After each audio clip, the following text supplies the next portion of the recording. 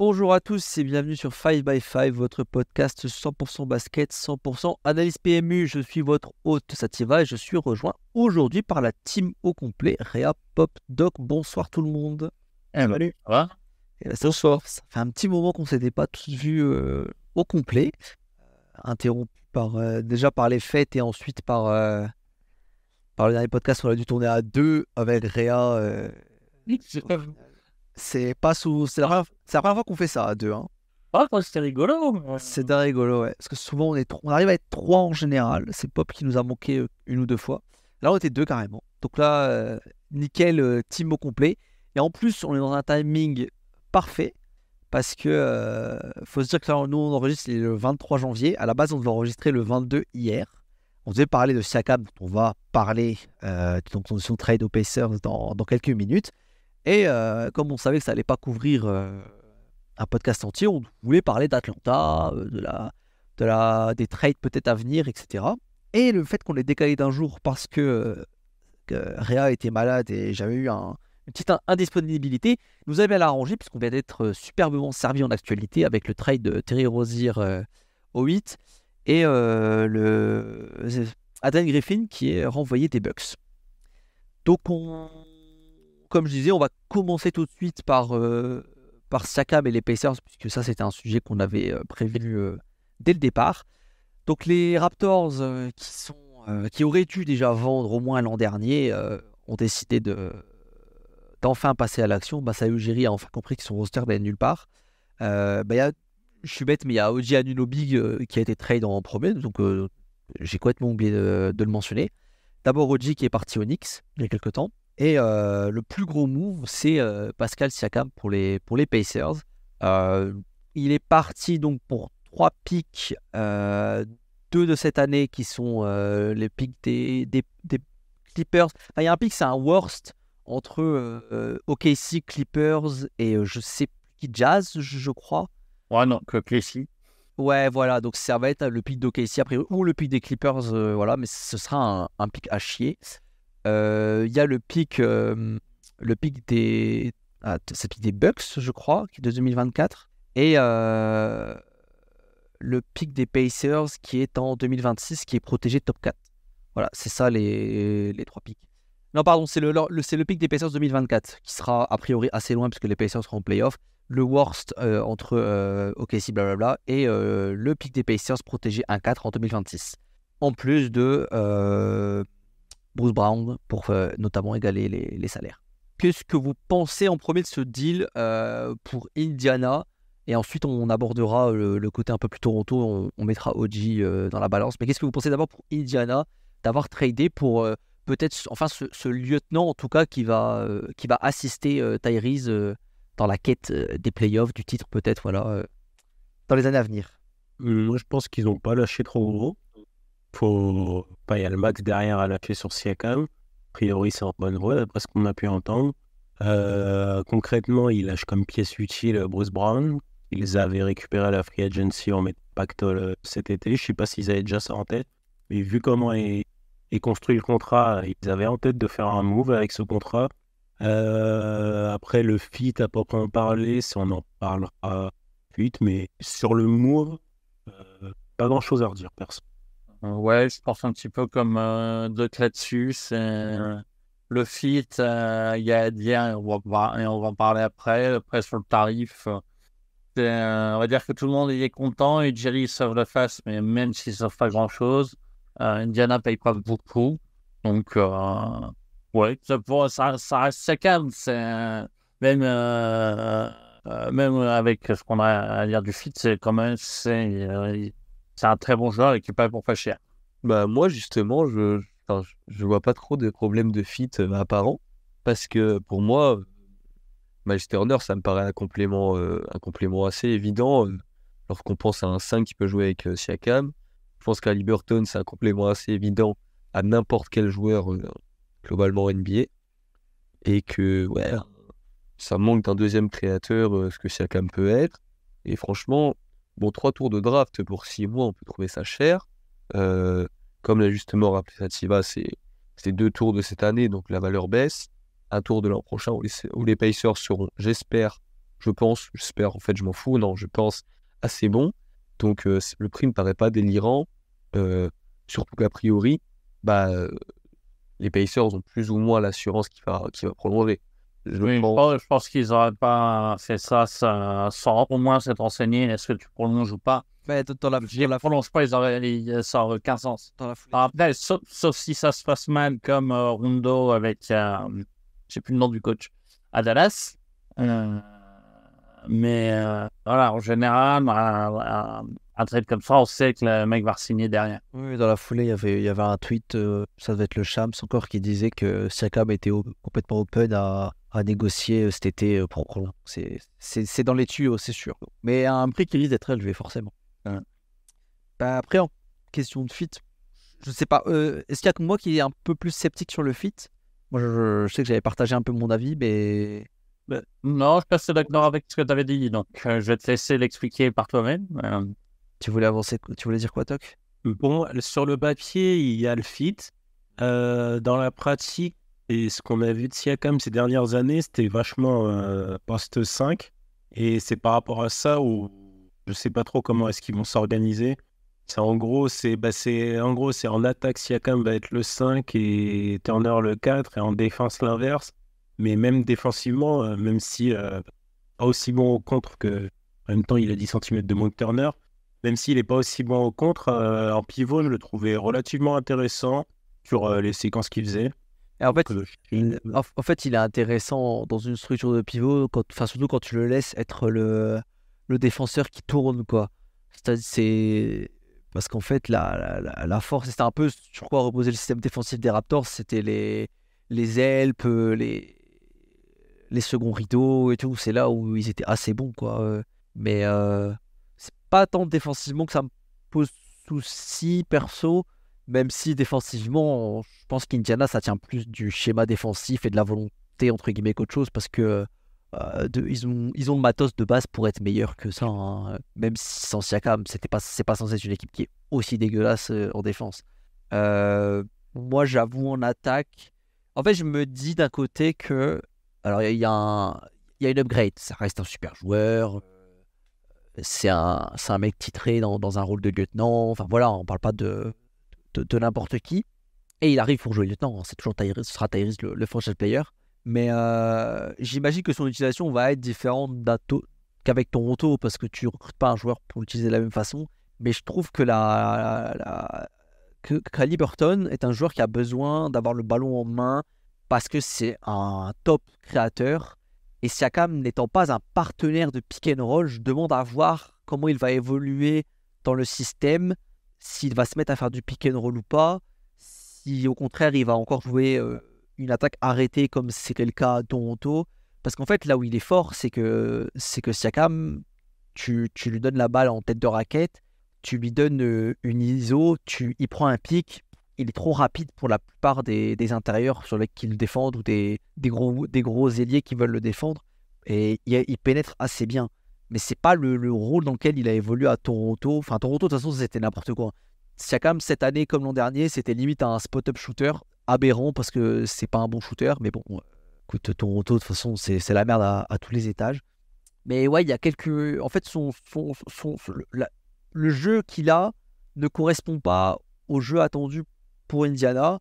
Maintenant, à quel point il va le modifier, etc., je sais pas. J'imagine bien qu'il va pas jouer de la même façon, c'est pas le but. C'est un bon move, et en même temps, je trouve pas que ça les fait bouger enfin, je trouve pas que ça les fait passer au-dessus des autres équipes qui étaient déjà devant eux dans la hiérarchie à l'Est. Et si c'est pas cette année que c'est mieux, en dehors d'Haliburton qui explose encore plus, je vois pas. Il va falloir d'autres moves, quoi. En gros, s'ils veulent passer encore plus haut, ce sera pas cette année, ce sera sûrement cet été, l'année prochaine, je sais pas.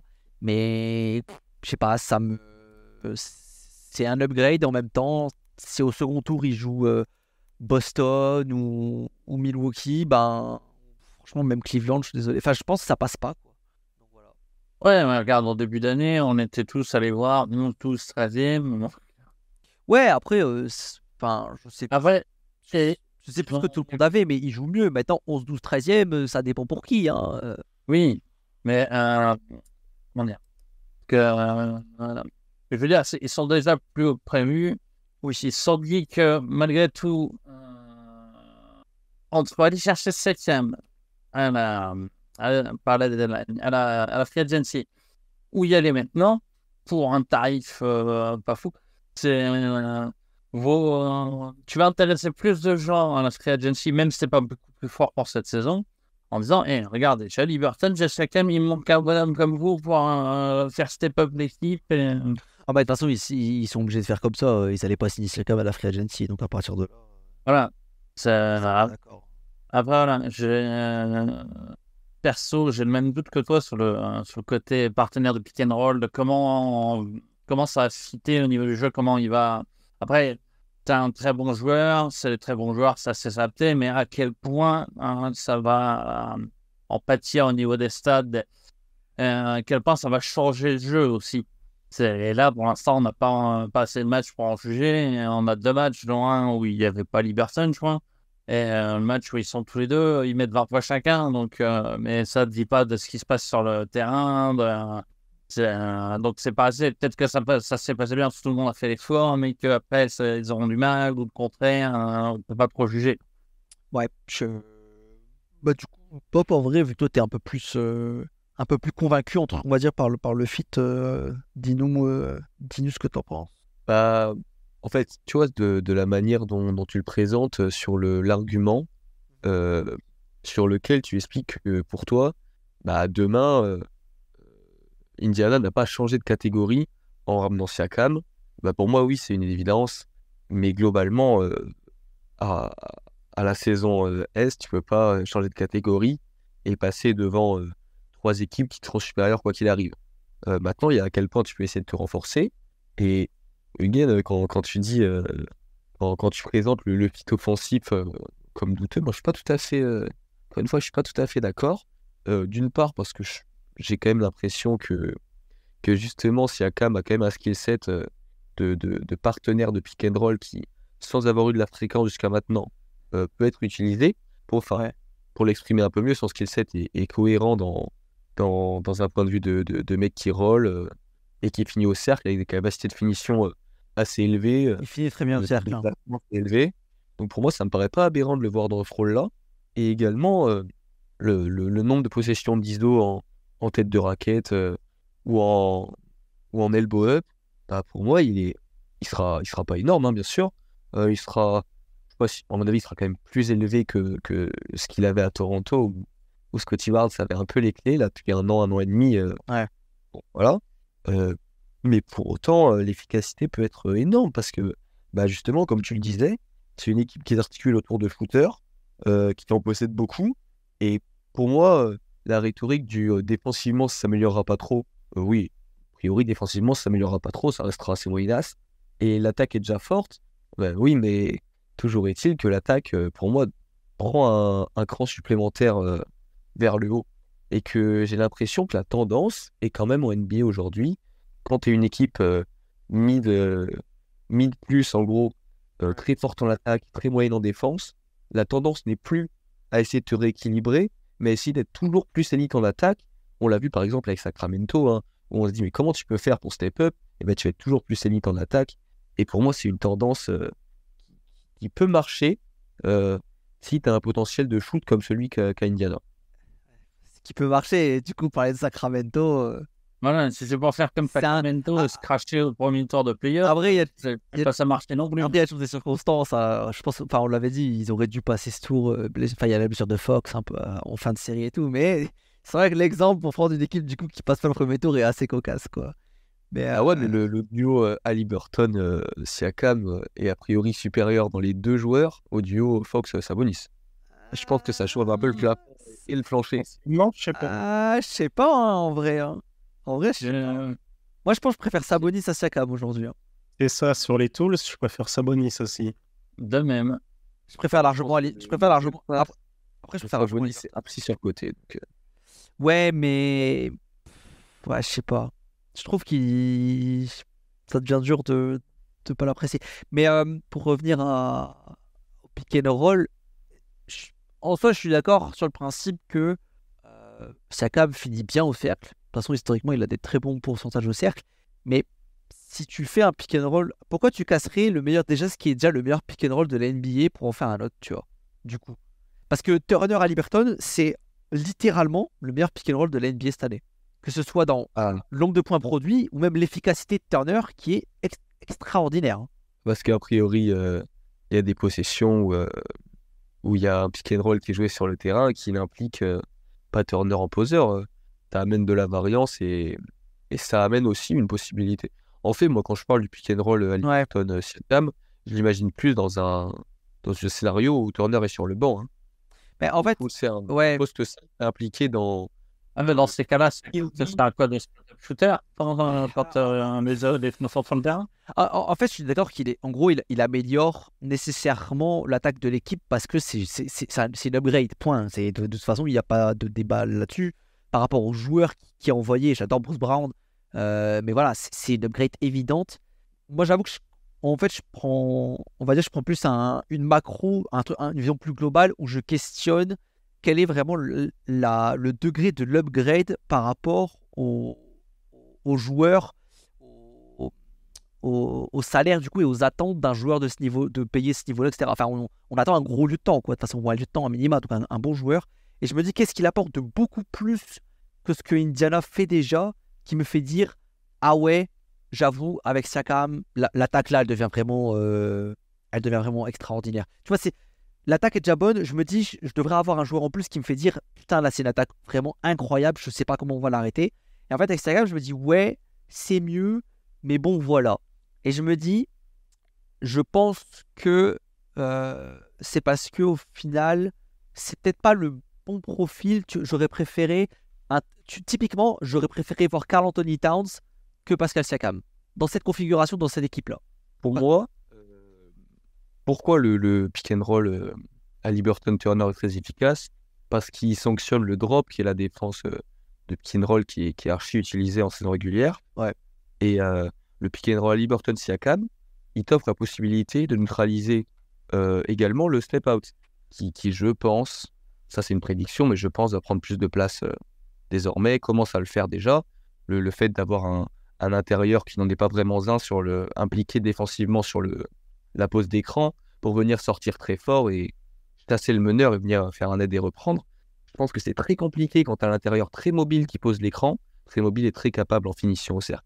Et pour le coup, j'imagine moi que Anthony Towns sur du flash sur un roll, sur un flash rapide en fait, que Siakam.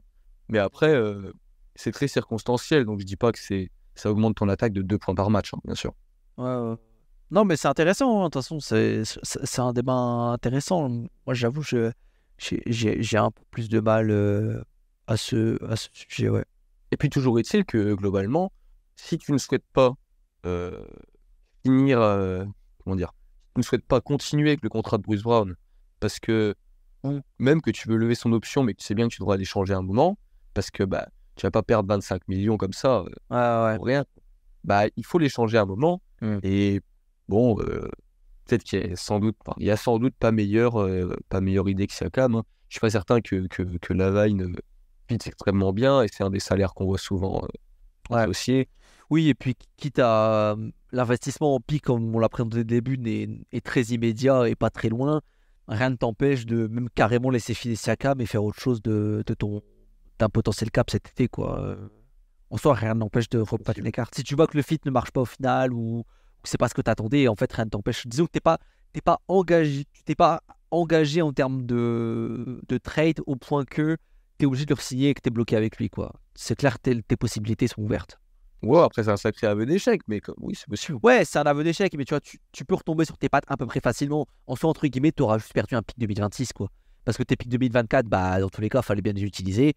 Et ton pic 2026, c'est ta seule, entre guillemets, vraie perte, on va dire. Donc, qui est conséquente. Hein, pour une petite franchise, en général, elles ont quand même beaucoup moins tendance à s'engager vers des pics 2028, 2029, comme on peut voir. Ah, là, c'est ce que j'allais dire, c'est qu'Indiana, c'est comme San Antonio ou Utah, de la free agency, c'est pas trop leur truc, quoi. Non, certainement, mais tu vois, rien ne t'empêcherait de dire, bon, on fait la même, on reprend un mec à 20 millions sur 2 ans, team option, et Oui, ouais. tu vois, ils refont la même roulette en se disant, on tombera sur un mec meilleur, quoi. Pourquoi pas, hein. Pourquoi pas. Ok. si côté Pacers on a fini, on peut au moins voir un peu le côté Toronto. Parce que donc voilà, il y avait ce trade de Siakam et plutôt il y avait eu OG Anunoby qui était parti contre OG Anunoby, Precious Achiuwa et Malachi Flynn qui étaient partis au Knicks contre RJ Barrett et Emmanuel Quickley et second tour de draft, donc on s'en fout.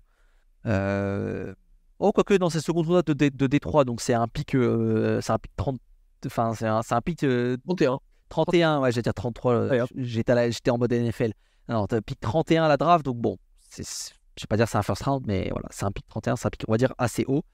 Je pense pas parler de l'intérêt des Knicks, enfin, on va tous être à peu près d'accord, je pense que pour les Knicks, c'est un bon deal, tu te débarrasses d'RJ Barrett, qui est pas mauvais, mais qui est payé cher, qui n'est pas très efficace en attaque. Quickly, de toute façon, il allait demander un contrat qui allait être quand même assez conséquent, à mon avis, et les Knicks ne pouvaient pas se le permettre financièrement. Et OG Anunoby, c'est un mec qui fit partout en NBA, donc de toute façon, je pense que personne n'a rien à redire. Voilà, je pense que je m'avance peut-être, mais je pense que c'est à peu près l'analyse de tout le monde. Pour les Knicks, il n'y a pas vraiment autre chose à dire, sauf si vous voulez préciser un point. Moi, je suis OK. Oh, je suis assez d'accord avec ça.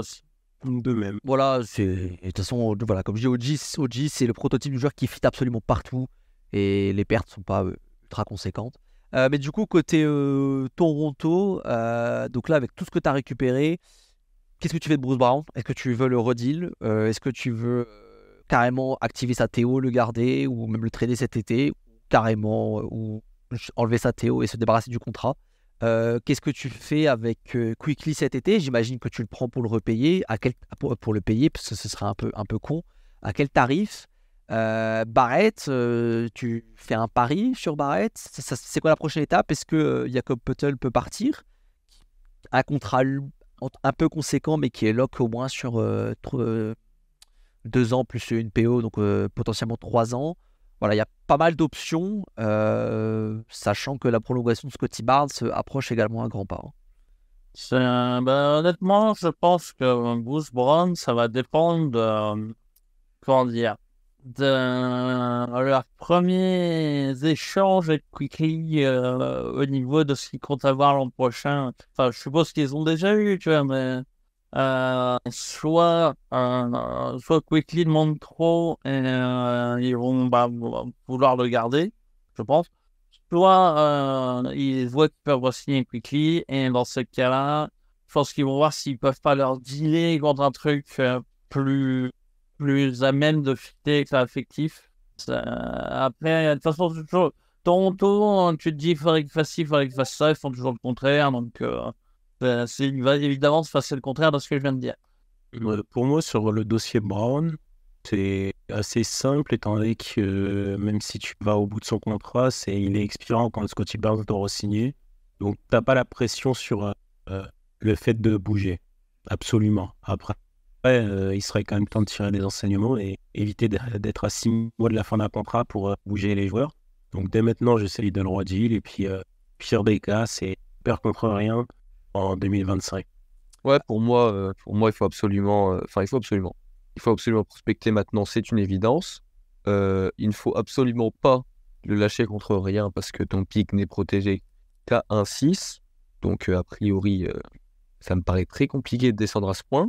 Et par contre, moi, je pense que ce que je pense qu'ils vont faire, c'est qu'ils vont gentiment aller jusqu'au bout de la fin de cette année, décliner sa team option, parce que, ouais, a priori, t'as pas trop d'intérêt à le garder quand même, je pense. C'est mon avis, en tout cas, c'est évidemment surpayé. Et on en parlait un peu en off. La seule solution dans laquelle je vois Toronto le conserver, c'est dans l'idée d'un trade impliquant son contrat. Et je vois mal, enfin, ça ferait un revirement de situation très brusque, je trouve, de tout casser et ensuite de lâcher du contrat pour récupérer un joueur plus fort avec des assets. Ça me semble un peu tôt pour ça. Ouais, Quickly, de toute façon, je pense que c'est aussi, pour Quickly, c'est un peu une audition sur le contrat qu'il va avoir cet été, puisque après avoir eu un rôle de full 6e homme là pendant plusieurs années, il a un peu les clés du camion quand même si c'est l'équipe de Scottie Barnes. Il a quand même pas mal, de ce que j'ai vu, il a quand même joué une petite dizaine de matchs maintenant. De ce que je vois, il a quand même pas mal la conf dans les mains. Il organise quand même un peu l'attaque. et puis on lui donne un temps de jeu conséquent. Donc ça va aussi dépendre de ses perfs. Je pense que s'il convainc pleinement, il va re-signer pour un bon contrat, qu'importe le montant. Et par contre, s'il n'arrive pas à step up, c'est pas impossible qu'il ne soit pas conservé malgré tout. Parce que dans ce trade-là, même si tu laisses partir Quickly, ce serait certes entre guillemets décevant, mais tu fais pas un désaveu complet parce que RJ Barrett sera toujours lock et tu pourras toujours arguer que RJ Barrett était ta cible du trade, quoi. Après, pour côté Bruce Brown, moi je pense qu'il fait juste la fin de saison et qu'il se casse. Mais j'ai envie de dire comme Real, le problème c'est que Masai Ujiri est absolument imprévisible. Je sais pas pourquoi il est en poste d'ailleurs encore, mais bon, ça c'est une autre question. Parce qu'il il a fait gagner un titre, c'est vrai. Ouais. Il a 5 ans maintenant, et donc c'est probablement que le propriétaire de Toronto, et je peux le comprendre, est fidèle, on va le dire. Et Ça commence à être le Doc Rivers des general managers, hein, quand même. Hein. ouais, C'est le mec qui va retrouver un poste jusqu'à la fin des temps parce qu'il a été titré une fois. oui, je dis pas, mais c'est quand le mec t'a apporté le titre que t'osais à peine rêver, c'est pas facile de le dire, même s'il est moins bon maintenant. J'espère qu'il passe pas l'été, mais on verra. Hein, mais j'espère qu'il passe pas l'été. Au bout d'un moment. Ah bah voilà, je sais qu'on parle de milliardaires et que normalement les mecs n'ont pas de sentiments, mais C'est au-delà du trade de Potel, le contrat quand même. Enfin, 20 millions l'année pour un pivot qui est certes correct, mais qui franchement casse pas trop patte à un canard. ouais, bah, c'est bien. Hein. Putain, enfin, Mais après, le pire, Ouais, j'allais dire vérifier par conscience le fait que je suis sûr qu'il est capable de se dire ouais, c'est bon, on va tout péter. Il tient 5, Quickley, Brown, Barrett, ah ouais. Barnes, Purtle, et qui va laisser partir Gary Trent Jr. Ah, mais Gareth Trent Jr., je pense qu'il reste pas. Hein.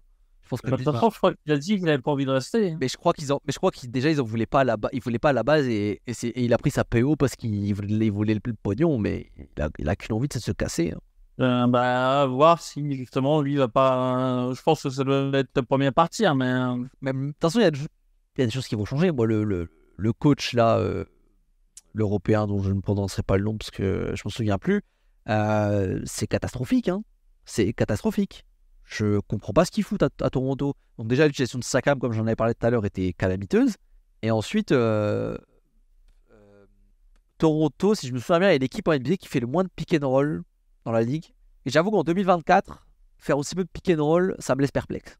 C'est Sans le jeu à la serbe, quoi. ouais, mais ça marche plus. Ça marche plus comme ça hein, aujourd'hui. Tu peux pas être une équipe.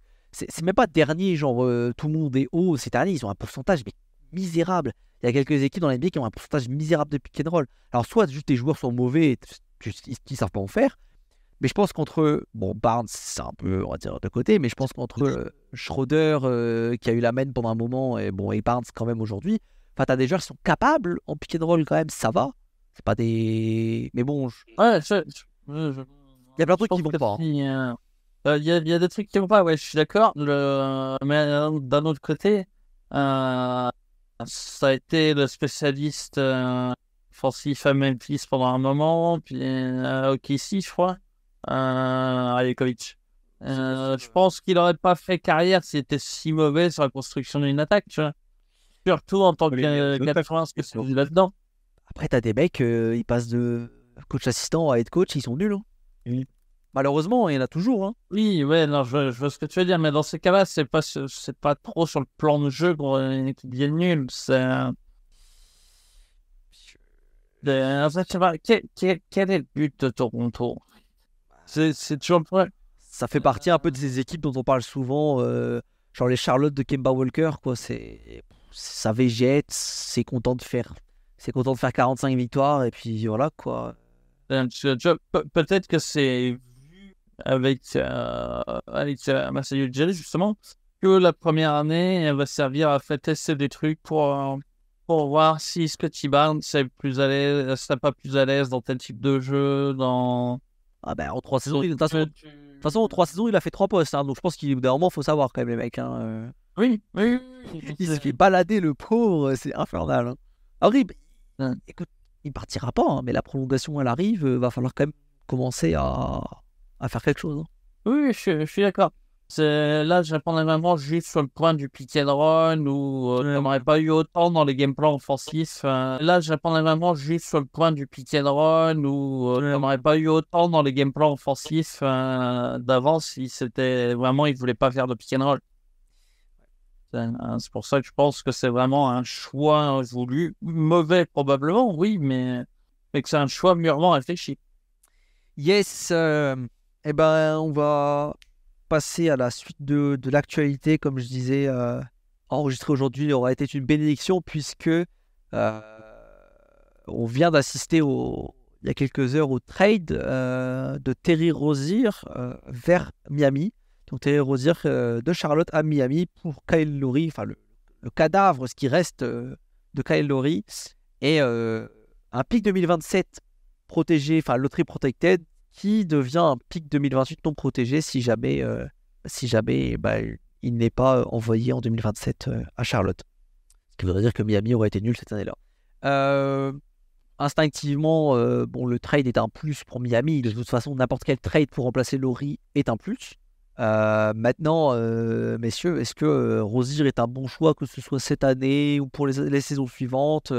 Est-ce que Pat Riley s'est dit, je vais pas attendre la deadline, ça fait trop tard, faut que j'agisse avant. Parce qu'on est quand même encore à 3 semaines de la deadline, grosso merdo, donc il y avait encore un peu le temps. Voilà, qu'est-ce que vous en tirez un peu de ce trade? Bah, déjà, enfin, je sais pas pourquoi Laurie jouait encore autant de minutes. Tout le monde est blessé. Parce que pour moi, en interne, en fait, ils ont déjà de quoi bricoler sans Laurie. Après, du coup, s'ils estimaient que ça devait être. Parce que là, je vois, ouais, il a fait 1000 minutes quand même. S'ils avaient besoin de remplacer les minutes de Laurie et qu'ils n'ont pas la solution en interne, effectivement, Rozier est une bonne solution. Pas très cher. Il est relativement propre cette saison, on va dire. On a vu pire. Et on sait qu'il est capable aussi d'être assez efficace quand il n'a pas la balle en main. Après, il faut faire attention parce que ça tourne vite à l'arrosage automatique. Bah écoute, moi, Lowry, voilà, comme je disais, il fallait s'en débarrasser. Après, Rozier, sur le coup, ça fait un peu déception forcément quand tu sais ce que les ambitions Qu'avait Miami en qu'avait Miami en termes de trade. On a le Lillard, c'était le gros talk de l'été. Lillard allait arriver au 8, mais ça ne s'est pas fait. Il y a eu un peu de Bradley Beal aussi, pareil. Bon, ça s'est pas fait non plus, mais ça, on va dire que perso, je le regretterais moins si j'étais Miami. Mais c'est un joueur lock, c'est un joueur, tu sais ce qu'il t'apporte. Tu sais que c'est un excellent shooter à 3 points, en tout cas un bon shooter à 3 points avec un gros volume. Tu sais qu'il est assez propre ballon en main. Pas un joueur qui perd beaucoup de ballons, qui n'est pas un grand playmaker, mais qui sait faire distribuer. Je pense que dans le système de Spo où tu fais tourner la balle, je pense que c'est un joueur qui correspond. Maintenant, nécessairement, tu as plusieurs questions. D'une, j'imagine qu'il ne va pas être titulaire avec Hero, j'ai du mal à y croire. Je pense que ça va être un peu en sorte de 6e homme. Maintenant, ça ne change pas qu'entre Hero, Rozier et Duncan Robinson, Josh Richardson, on va dire qu'ils se partagent aussi un peu le poste 2. Bon, t'es un peu faible en termes de défense. T'es un peu faible. Et surtout, j'imagine que le Money Time va se finir avec Hero, Rozier ensemble, ou c'est le plus cohérent en tout cas. Ça fait faible, ça peut se faire attaquer quand même sur les switches. C'est petit, ça défend pas large. Voilà, il y a quand même quelques limites à ce niveau-là. Et nécessairement, l'été qui arrive, que ce soit Hero ou Rozier, un des deux doit bouger. Parce que financièrement, entre Butler, Bam et les deux, t'es à genre quasiment 140 millions pour les 4. Et avec le nouveau CBA, c'est juste pas tenable, quoi. C'est absolument pas tenable. Donc voilà, Miami sait d'avance que c'est soit un prêt de 6 mois, soit un trade qui vont l'entraîner à un autre. Peut-être d'ailleurs dans quelques jours, dans quelques semaines, on ne sait pas ce qui peut se passer. Mais voilà, il y a un plus évident parce que Lowry est nul à chier. Enfin, il défend, on va dire, relativement bien encore, mais en attaque, c'est un poids mort. Donc, à ce niveau-là, c'est forcément un plus. Mais un peu comme Indiana où je parlais de changer de catégorie, on va dire que pour Miami, c'est un peu différent parce qu'en playoff, c'est des magiciens et ils arrivent toujours à faire des super perfs. Et j'ai envie de dire que Rosier, entre guillemets, il fit un peu smooth parce que sur 5, 6, 7 matchs, il est capable de faire une série de malades mentales. Il a des coups de chaud de fou. C'est limite pas ça pour le coup, c'est limite l'ADN Miami. Mais voilà, si jamais ce trade faisait que cet été, il pouvait garder ce corps de joueur et l'améliorer, je serais beaucoup plus optimiste que là maintenant où je sais qu'en fait ça tiendra pas plus de 6 mois.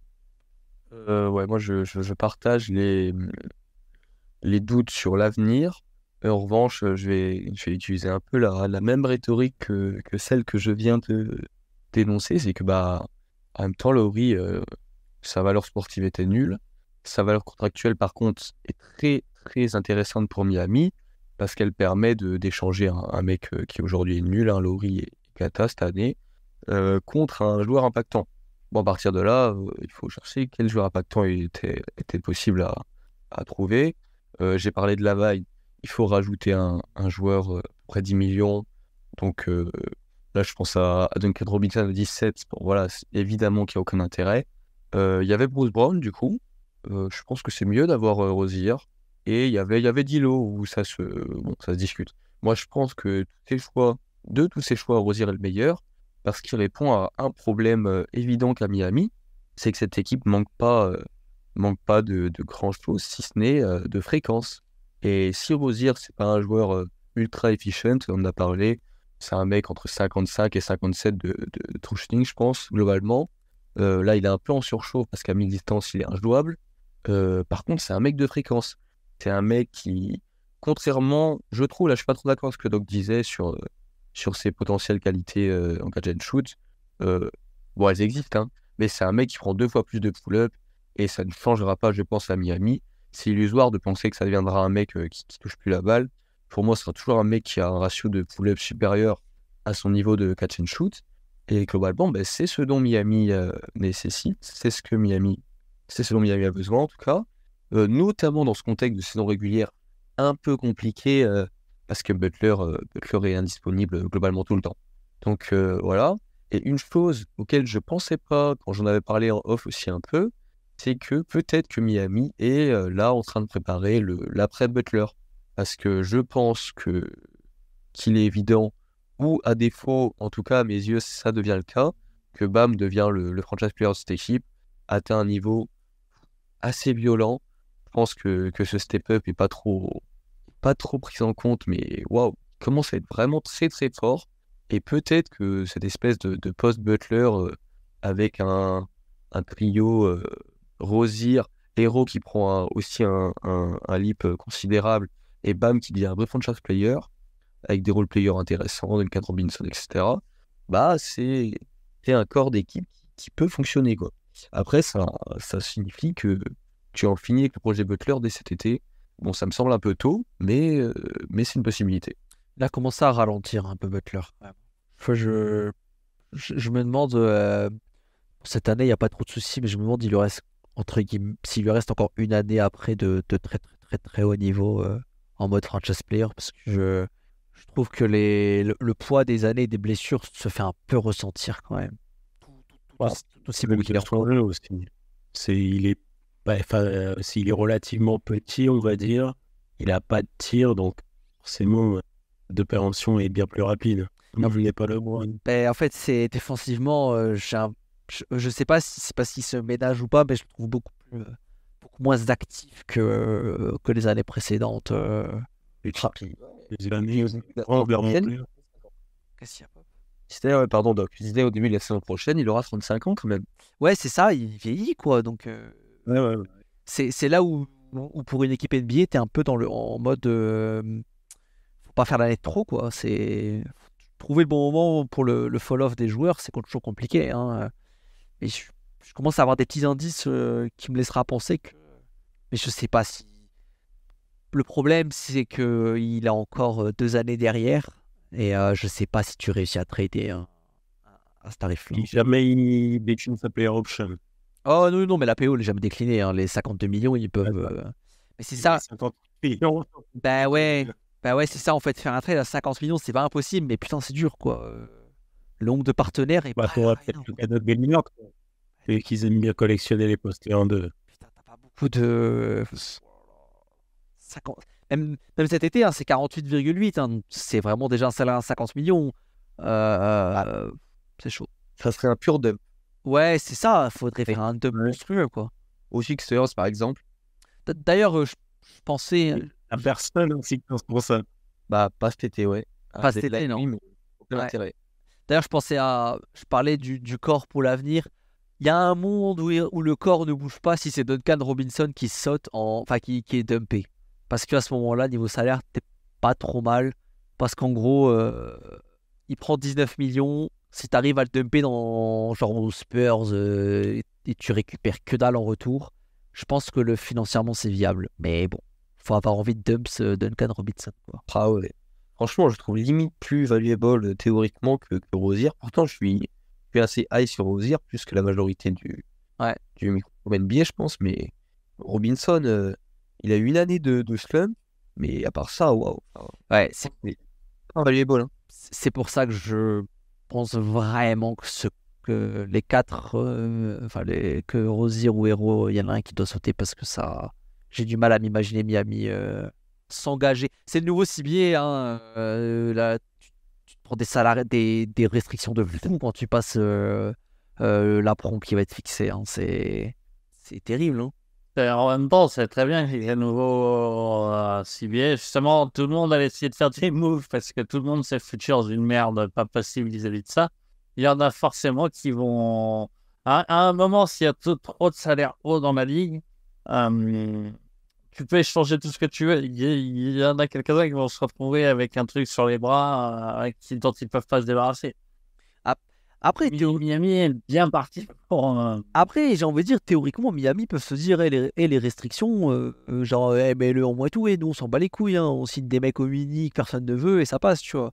J'ai envie de dire, C'est peut-être l'équipe qui peut le plus, oui. franchement, théoriquement, ils ont un groupe qui est pas trop mal, ils nous sortent toujours des petits joueurs à droite à gauche. S'ils disent, on s'en bat les couilles pendant 2 ans, on fait que notre bite et notre couteau, je serais pas choqué, quoi. Mais bon, encore une fois, bon, rien que sur le feed Rozier Hero, pour moi, ils peuvent pas rester les deux. Mais bon, voilà.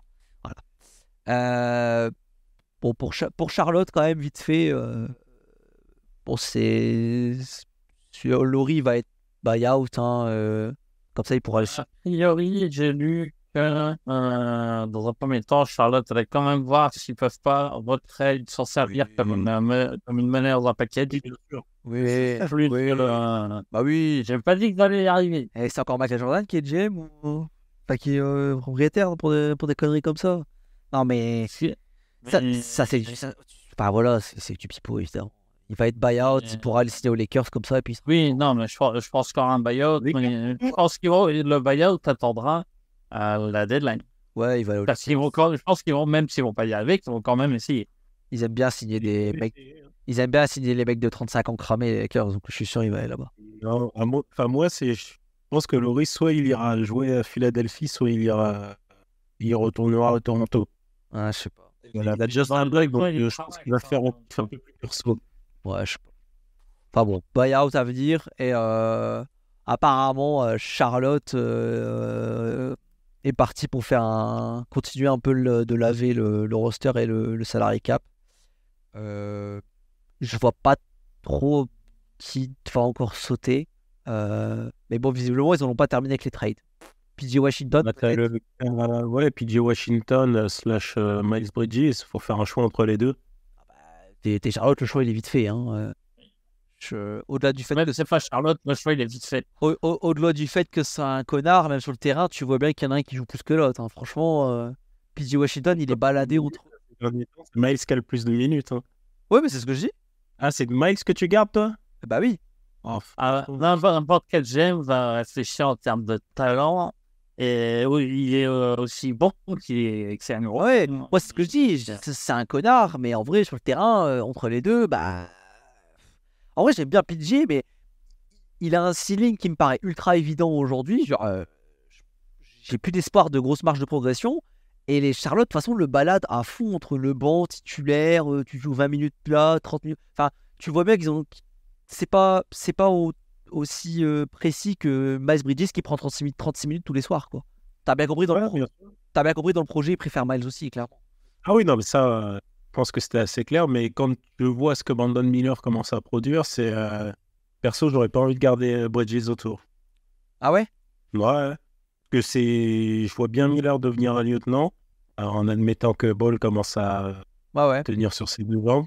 Et dans cette config, Bridges en troisième option, j'ai des doutes. Non, je suis d'accord. Oui. Sur le principe, je suis d'accord. Mais PJ, je sais pas. J'aime bien. Je suis pas certain du marché pour PJ. Tu dis quoi? Je suis pas certain du marché pour Washington. Ouais, moi non plus. Ouais, en plus. D'accord. Après, il a 25 ans, il a un super contrat. Pourquoi pas, hein? Il a vraiment, il est lock encore 2 ans en dégressif à 15 millions. Genre en vrai, moi je pense que le marché il est correct, hein. Ouais, je sais pas ce que tu parles. Plus qu'un pic, je suis pas sûr que tu récupères plus qu'un. Ah ben, ouais, non mais je dis pas qu'ils vont récupérer plus qu'un pic, hein. Ça par contre, je suis d'accord. Et encore un late pick même, tu vois, un pick de contender. Typiquement un pick, le pick que Indiana a balancé, quoi. Écoute, ouais, moi c'est ce que je vois aussi. Ça me choquerait pas. Écoute, écoute, Charlotte est ouvert apparemment, et à part bon Gordon Hayward, mais bon ça c'est voilà, hein, mort de rire. Mais contre Lowry, Hayward. bah oui. Il se refile les merdes. Eh ben non mais clairement, enfin, franchement Gordon Hayward je l'aime bien, mais bon je sais pas qui va prendre le Gordon Hayward dans son effectif en trade. Ouais. Je vois pas qui ils essaient de choper à part PJ Washington. Non. Ah, là, pour moi, ils ont plus rien à bouger puisqu'ils ont bien clear le cap. Je pense qu'ils sont pas loin d'avoir un max puisqu'ils ont personne à re-signer. Ah si, ils ont Bridges à... Bridges, hein. Ah, putain, non, mais... Et ils vont lui mettre un... le max est déjà prêt, hein. Ah oui, hein. C'est le droit Ça se passe dans cette situation où ils ont les Birds au final ou pas? Putain, je suis pas sûr qu'ils ont les Birds parce que ce qu'il a signé, c'est pas une QO. Je sais pas trop, j'ai pas trop suivi. Je pense que si. Je crois C'est pas certain, mais quasiment sûr que si. qu'ils ont les Birds. Ouais. Ça me paraît avoir aucun sens en fait dans le cas contraire. Bah, sa situation est tellement particulière qu'il y aurait même une exception, ça me choquerait pas, quoi. Parce que putain, j'ai l'impression qu'il a signé une QO, hein. Ça, une QO. Ouais, il a signé la QO et il sera unrestricted free agent. Déjà, il est UFO. Est-ce qu'il a les Birds vu que comment compte sa saison dernière vu il était pas en contrat techniquement. Ah, je sais. Logiquement, ça couperait les Birds. Mais je pense qu'il y a un truc de négocier au moins pour ça. Parce qu'on parlait, tu sais, c'est un truc qu'on parle souvent avec les rookies, genre imagine ici de la QO et il se barre, il y avait ça avec Zion à un moment, ou Ouais. Lucas, parce que c'est ce qui te permet d'être unrestricted. Ouais, je sais pas comment ça se passe. Parce qu'apparemment, ils ont négocié pour une extension, hein. Ils avaient négocié, hein. Et ça avait juste rien donné. Ouais. Ouais, bonne question. Ouais, 2021, il était pas en contrat l'an dernier techniquement. Il était rookie en 2018. 2022, il finit son année rookie. Est-ce qu'ils n'ont pas mis une grosse prolongation parce qu'ils voulaient juste voir ce que ça allait donner d'abord? Ah, je sais pas, tiens. J'avoue qu'en fait, peut-être que c'est Bridges qui va être trade, hein. Mais je sais pas. Non, mais après, peut-être que vu qu'ils n'ont pas les Qui voudrait récupérer ça? Miles Bridges, bon, à plein d'équipes. Ouais, mais Sanders, une équipe avec du cap, quoi. Ah, Sanders, ouais, je sais pas. Oui, désolé, j'ai même posé ma question. C'est si il y avait mettre un package intéressant pour lui, si t'es pas sûr d'avoir le burst, qui en a les moyens. Ouais, je sais pas. Et surtout, si t'as du cap arrivant, signe-le cet été, quoi. Ouais, c'est ça. S'il est free cet été, même pas de question à se poser. Sauf si t'as direct une extension. Ah ouais, mais après, dans tous les cas, même si Ça se fait, hein. Tu prends pas de risque, hein. Tu trades, extension directe, paf, pif paf ouf, affaire réglée. comme dans les affaires comme ça, c'est des max, quoi. Il n'y a pas d'extension, enfin, il y a très peu d'extensions à des tarifs décents, hein. Bridges voulait pas le max, hein, dans les négociations dont on parlait, hein. Alors, je sais qu'il avait une situation particulière, faut voir, mais il voulait un contrat à 25 millions et quelques l'année, je crois, hein. C'était pas un max, hein, en plus, hein. Ah ouais. Après, Ouais, c'est abusé. Après, c'était à ce moment-là, il n'avait pas joué depuis 1 an, donc il offre une garantie. C'est pas improbable qu'aujourd'hui il arrive et qu'il dise non, mais les gars, moi je fais du 28-4, je veux un max. C'est pas. Mais en tout cas, il n'avait pas demandé un max à ce moment-là. Faut voir. Mais écoute, c'est c'est de très bonnes questions, tout ça, et ce sera une affaire à suivre, hein, que ce soit la deadline peut-être, mais surtout cet été, ouais.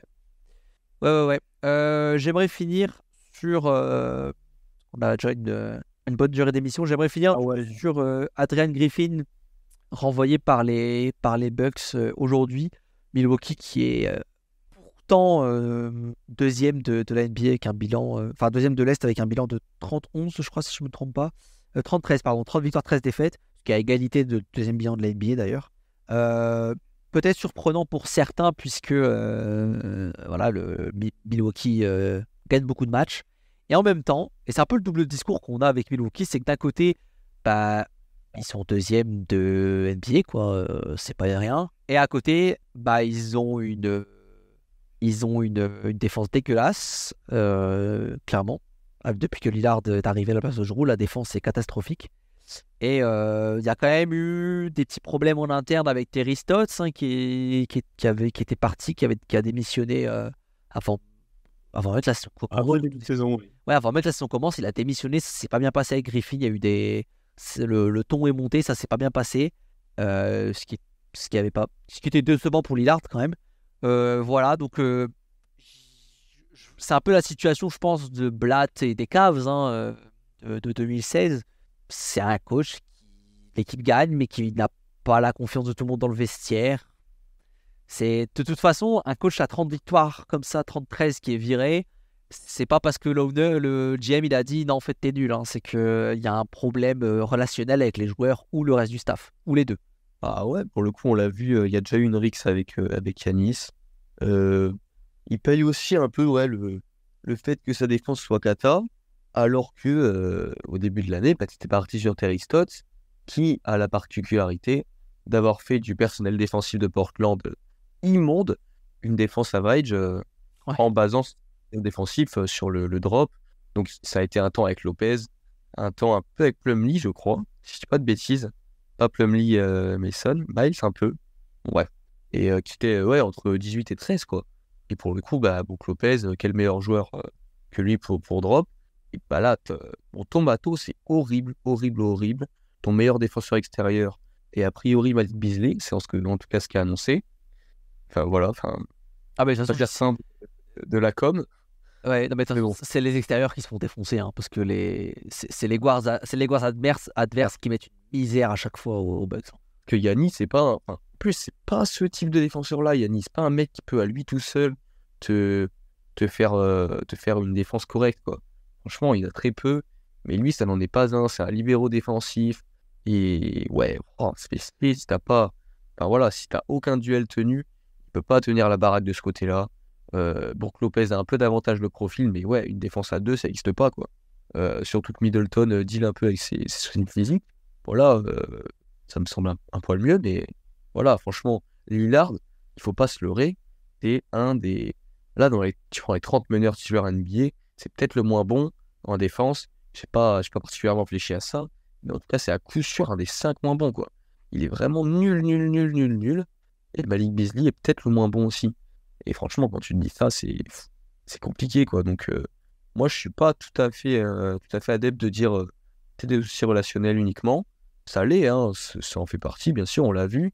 Mais c'est aussi le fait que à mon avis, Milwaukee est un peu aveugle avec le matos que ça a défensivement et s'attendait à mieux. Je pense que c'est surtout... Antetokounmpo, il a dit si vous m'améliorez pas l'équipe, je me barre. Là, il n'est pas content, ils ont peur qu'il se barre, alors on va virer le coach à qui on a donné l'équipe il y a 6 mois, tant pis si on passe pour des cons. Le problème, c'est que ça a déjà marché avec, il y a quelques années, Cleveland qui vire Blatt. Sauf que déjà, il avait attendu 18 mois et pas 6 mois, Steve confirmera.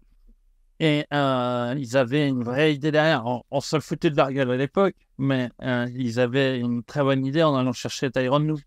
Ils savaient que pour ce genre d'équipe, c'était ce coach-là qu'il fallait. On l'a pas cherché très loin, il était déjà là. Voilà, en plus. Oui, mais t'as compris ce que je veux dire. Mais alors que là, c'est qu'est-ce qu'on entend?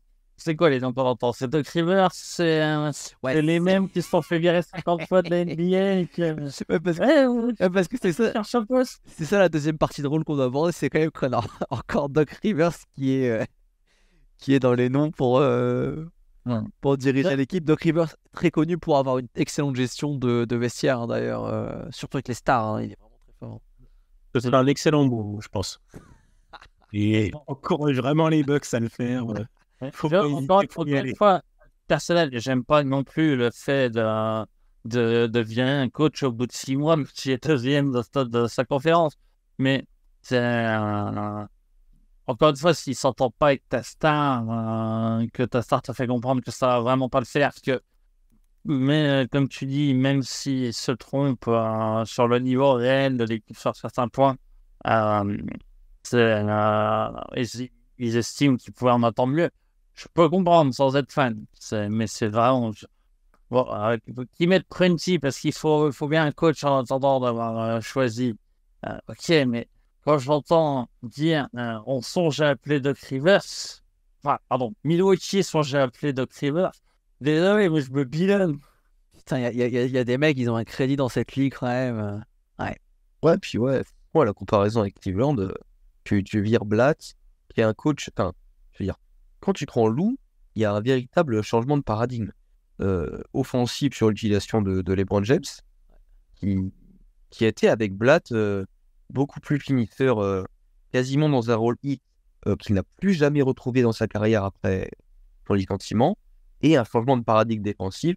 Bah ouais, tu engages de Tyronn Lue, top 5, non, pas lancer dans des débats un peu touchy, mais en tout cas, top coach all-time, notamment défensivement.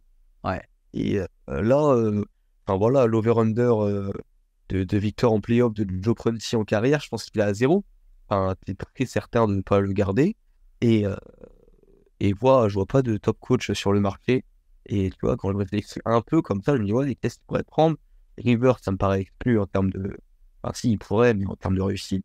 Et ouais, quand t'es en train de dire, ouais, peut-être que la meilleure option, c'est Mike D'Antoni, bon, c'est qu'il est temps de se dire que ouais, le marché des coachs est peut-être un peu tendu à 40 matchs de la fin de la saison, quoi. C'est vraiment faire ce... Un expert défensif pourtant D'Antoni, ça améliorerait les problèmes. Ouais, mais le matos correspond pas. Bien, j'adore Mike D'Antoni, mais ouais, pas sûr de l'idée. Ouais, vu l'équipe, j'ai du mal à capter le délire.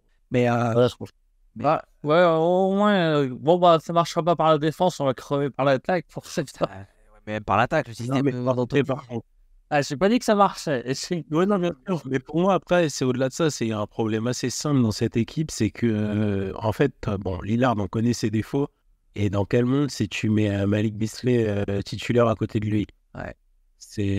Moi, typiquement, je pensais qu'un Marjon Beauchamp, elle est limited starter cette saison, ou si Pat Connaughton est mieux en sortie de banc, mais à aucun moment, j'avais imaginé voir Beasley qui allait titulaire. Catastrophique. T'as 2 portes ouvertes. Derrière, tu peux avoir du deep boy. C'est compliqué. Oui. Tu défends à 3 contre 5. Mais totalement, parce que de toute façon, c'est simple. Hein. Tu regardes statistiquement, c'est les guards en face qui les défoncent tout le temps. C'est pas les intérieurs, hein, c'est toujours les guards. Parce qu'en fait, ils s'amusent trop facilement sur les pick and roll. C'est trop facile. T'as 2 défenseurs en face qui savent pas du tout bouger en défense. Lillard, ça n'a jamais été un grand défenseur, mais en fait, au fil des années, c'est juste de pire en pire. Hein. Depuis qu'il a eu ses problèmes de physique, de blessure, puis je crois qu'il a 34 ans, hein, 33 ou 34 ans, un truc comme ça. Il est plus tout jeune non plus, mais c'est un poids mort en défense. C'est un poids mort. Ça, tout le monde le savait en plus. Et en plus, tu passes de Lillard, tu passes de Drew, qui est genre meilleur défenseur de NBA sur les extérieurs, à Lillard. Donc en plus, le drop-off, il est quand même assez violent, quoi. Le drop-off, il est quand même assez violent. Ouais, tu perds Grayson Allen, quoi. Ouais, qui s'éclate. Franchement, un élément ultra important, qui est énorme. Et je n'arrive pas à me souvenir comment il est arrivé d'ailleurs aux Suns, en fait. C'était dans le trade de Ayton, mais comment il est arrivé c'est dans le trade Lillard, en fait. C'est le trade Lillard. C'est le trade Lillard. Je parlais cet été quand je disais que c'était une pièce très importante. Ah ouais, c'est une douille qu'ils leur ont mis à récupérer. Ah ouais, mais j'imaginais pas que... Enfin, tu vois, pour moi, c'est un move qui en appelait d'autres. notamment d'un mec, d'un spécialiste défensif ou de la promotion en interne de Beauchamp, comme Ouais. tu disais. Clairement. Mais franchement, je pense que moi, j'étais assez high sur Milwaukee. Au final, bon, c'est plutôt correct, mais personne ne les imagine, à mon avis, gagner le titre. Parce que, waouh, enfin, gagner le titre avec cette défense extérieure, ça me paraît impossible. Mais qui imaginait, en début de saison, que le backcourt aligné allait être Lillard, Beasley, quoi. Ouais, c'est clair. Je Ça n'a comprends pas non aucun plus. sens. Ça n'a aucun sens. Ouais, ouais. C'est une erreur. C'est une erreur de A à Z, hein, clairement. Une erreur.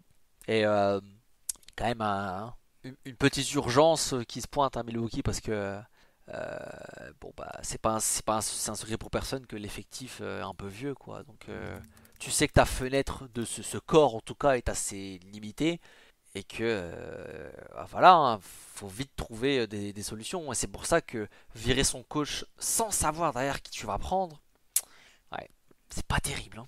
C'est pas Ouais, terrible, hein. ouais, et puis l'un dans l'autre, si justement Yanis était un peu dans la fenêtre de l'effectif davantage, un peu plus vieux, tu pourrais un peu laisser mourir ton effectif tu vois, qui se Ouais. dépérirait un peu et que ta star prenne sa retraite, tout ça. Bon, ok, vas-y. Mais là, le truc, c'est que bah, Yanis, même quand là, le supporting cast, Lopez, Middleton, etc., Lillard, là, c'est globalement, ce sera de moins en moins bien, quoi.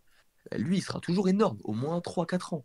Ouais. Et bah, je veux dire, si tu peux t'éviter le fait de devoir ou transférer ou voir partir le meilleur joueur hands down, alors que tu as eu quand même du Jabbar de l'histoire de ta franchise en raison de plutôt, de par c'est pas très joli, en raison de la longévité qu'il a eu, etc. Bah, c'est pas plus mal en fait, hein. Là, ça annonce vraiment un destin moche pour la décision de qu'est-ce qu'on va faire avec Yanis, quoi. Et Yanis, je sais pas à quel point il est conscient de ça, mais faut se dire que dans son contrat, la seule année où il va être tradable, c'est l'année prochaine. Ouais, puisqu'ensuite Il il est y a conscient de tout, l'extension hein, qui pique. globalement. De quoi? Je pense qu'il Non, a non, un mais plan.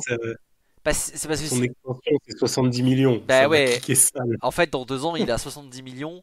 S'il a espoir d'être tradé avec un salaire à 70 millions, bah, j'espère qu'il est un peu lucide sur le fait que ça va être compliqué pour n'importe quelle équipe de trader pour 70 On millions. lâcher un roster Ah, pour c'est le pour ça que l'été récupérer. dernier, il a bien fait comprendre, améliorez-moi l'équipe, sinon je me barre. Ouais, mais c'est pour ça qu'il y a un peu d'urgence à Milwaukee parce que l'année prochaine, si c'est pas fou, moi je suis pas choqué qu'il demande son trade, hein. Il aura 30 piges. S'il végète dans un effectif qui est vieux, mort et à chier, bah.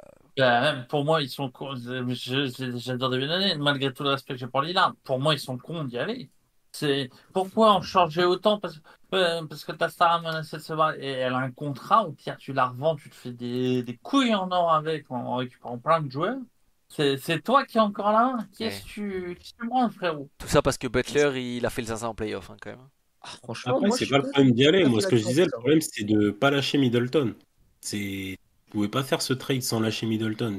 T'as un gars de trop. Avoir un poids mort financièrement, c'est pas trop grave, étant donné que Yanis compte double. Mais là, t'as deux poids morts financièrement. Il est cuit, Middleton, hein. Ouais, franchement, pour moi, l'équation, elle est simple. Si Yanis, et l'équation, elle est simple depuis l'été dernier. Si Yanis n'est pas champion cette année, il demande à se barrer. Hmm. Avec Drew ou avec Lillard. Donc, pour moi, ça, c'est une évidence, et c'est une évidence dans la tête du front office. Ouais, Donc, le ça, je front suis assez office l'été d'accord avec dernier toi jusque-là. s'est dit, on va mettre toutes les chances de notre côté, et ça va pas marcher. Ok, il faut faire un truc en urgence, on va tester Lillard. Et de façon que ça marche ou pas, bah, a priori, avec lui, on sera sans doute pas champion, parce que bah, être champion, c'est dur, hein. Et sans lui, on ne sera pas davantage. Donc, on va tenter un. Pour moi, straight, c'est un coup de poker. Et, et à moins qu'il soit champion cet été, Yanis se barre. Ça aurait été pareil sans lui. Et ils n'auraient pas davantage été champions, je pense. Ouais, J- mais ils se sont foutus plus dans la merde, je trouve. Ouais, mais ils s'en foutent. Enfin, je veux dire, Ils sont c'est champions Milwaukee, déjà. quoi. C'était Milwaukee. Enfin, c'est déjà un exploit d'avoir été à ce niveau, ce nombre d'années-là. Et ils savent très bien que après le départ de Yanis, ça va être un downfall terrible pendant longtemps. Longtemps, longtemps, Justement, longtemps, hein. c'est pour ça que je suis pas d'accord avec. Ce serait les Lakers, tu t'en fous de faire all-in. Tu sais que dans 3 ans, tu auras la moitié de la ligue qui va signer chez toi, hein, de toute Oui, mais manière. c'est parce que le postulat de Pop, c'est que ce soit Drew ou Lillard, ça change rien. Que Yanis, dans tous les cas, partira. Oui, mais dans ces cas-là, quitte à ce qu'il demande son transfert et qu'il parte, assure-toi d'avoir les meilleurs outils en main pour continuer d'avoir du niveau, d'attirer des joueurs. Bah oui, mais pour Milwaukee, à ce moment-là, les meilleurs outils en main, c'est Lillard et pas Drew. Ouais, c'est ça. C'est ça en Pour moi, fait leur le vision. postulat, Ah, c'est on ouais, veut je suis pas gagner. d'accord avec ça. Ah non, mais enfin, moi, je sais pas. J'étais d'accord cet été. Je le suis plus trop. Mais pour moi, je suis pas en train de dire ils ont raison, ils ont tort. Je suis en train de dire ils se sont dit il faut qu'on maximise notre fenêtre d'un an, donc la fenêtre la plus courte de la ligue, plus courte que les Suns. Pourtant, il fallait le faire. Comment on fait? Ok, ben on trade pour le meilleur joueur disponible. Voilà. Pour moi, Ouais, non, mais ça, c'est ça, simpliste et c'est ça- ce qui a été fait. ça, sur la, je suis avec toi, je suis d'accord sur. Ils ont fait ça parce qu'ils pensaient que c'était le mieux, mais j'étais déjà pas d'accord cet été que c'était forcément le meilleur move. Je suis toujours pas d'accord là. Quand bien même, j'adore Dillard. Moi je pense que c'est pas Lillard le problème, c'est ce qu'on a dit, c'est ce qu'ils ont fait du reste. Parce qu'en vrai, Oui, faut pas oublier, mais faut pas oublier oui, mais le. donc il faut dans ce cas-là, faut que tu arrives aussi avec un. Tu te dis pas bon, bah, c'est bon, j'ai fait Lillard, c'est bon, Ouais, tu il y a une continues. faute, il y a une faute à ce Tu, niveau-là, tu, mais tu sais que tu vas être en playoff, donc tu as toute la saison pour le faire. ah, C'est pas virer ton coach, c'est virer Middleton à la mi-saison que tu fais. parce que le niveau offensif de Lillard l'an dernier était quand même assez extraordinaire, hein. Il est quand même beaucoup moins bon cette année, hein. Au-delà du start qui a été slow, même là, il est pas très, il est pas très bon, quoi. Ben, c'est le problème d'arriver au dernier moment. Et donc de pas être bien parfaitement Je sais pas. dans tout ce qui a été travaillé pendant des mois. Je sais pas, j'ai l'impression qu'il Oui. slump parce que après le départ compliqué, il s'était bien remis en selle avec des grosses perfs. Et là, il est retourné un peu dans l'irrégularité depuis quelques matchs. Donc, je sais pas si c'est vraiment ça. Je me demande si juste bah, il a pas perdu un petit step, quoi, en fait, tout simplement. Et ouais, c'est pas sûr. Après, il faut avoir en tête, Faut c'est la voir. première fois de sa carrière qu'il est pas franchise player, hein. Ouais, il y a une Et adaptation, c'est même quand évident. il est rookie, c'est en 6 mois et c'est lui le franchise player des Blazers. Pour moi, Le co-franchise player plutôt, mais oui. Et c'est lui qui prenait les derniers tirs, donc c'est moi, c'est lui le franchise. Ouais. Euh, Je regarde Ça dépendait des je matchs. regarde ses splits là, juste tous les mois de janvier, il est dégueulasse. Tout le mois là, depuis qu'on est passé en 2024, il est dégueulasse.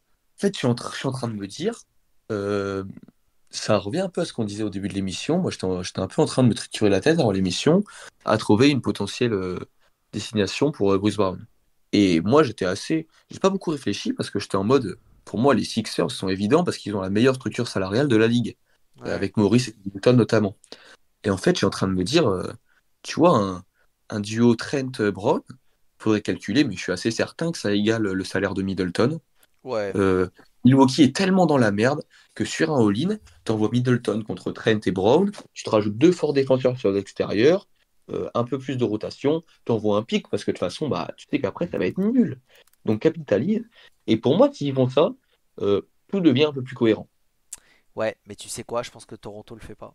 Ah ouais, même avec un pic, Bah, franchement, tu te clears du cap, Ah, enfin, ouais, mais le problème c'est qu'il clear pas de cap Toronto. ouais, mais deux contrats. Je veux dire, deux contrats Ouais, mais c'est dont deux ils servent expirants. un, vaut mieux qu'un, quoi. Ouais, mais c'est les deux. expirants, un Il pic vaut mieux un expirant. mauvais. Ouais, mais les deux contrats de Toronto sont expirants et Middleton n'est pas expirant, il lui reste 2 ans.